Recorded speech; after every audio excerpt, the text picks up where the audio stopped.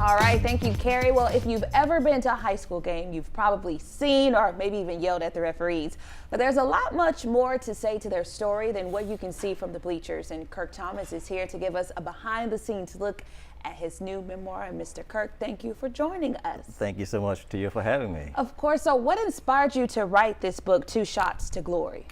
Well, I'm actually entering my 27th year officiating, and about 3 years ago, and I've been a lot of places, made a lot of friends with this, seen a lot of things, and so about 3 years ago, I started telling my wife that, you know, I think I would like to write a book about my experiences, because a lot of times fans don't know what officials go through, what we deal with through the season, how we get prepared.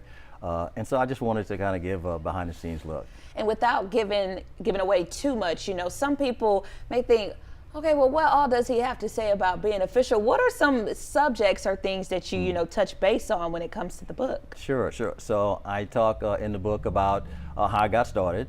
I also talk about some of my memorable moments over the 26 years I've been officiating. I talk about good coach, bad coach, what I consider a good coach and a bad coach. And of course, there's a darker side of officiating that some folks may not know about, and I touch on that. And then also I touch on fans. I mean, you gotta love fans, and there's certainly a chapter about fans in there. What do you think is the people misunderstand the most about referees? Well, I think that one of the biggest things is that fans watch a game, they follow the ball, and they're focused on the ball, where officials, we're trained to focus on areas.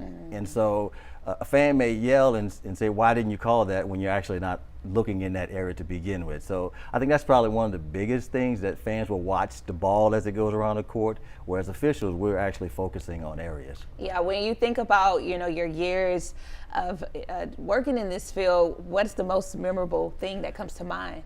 Well, there are several memorable moments, and so I can think about one in particular. It was, I'm a fan of the game too, and so I remember one dunk that occurred in a game. It was an Ozan versus Central game that occurred, and it was actually Willie Jefferson who dunked on his brother, and that was probably the best dunk I ever saw. Yeah. And then also I remember, capacity crowds. I remember the game where Silsby was playing Beaumont United for the first time under the new United banner.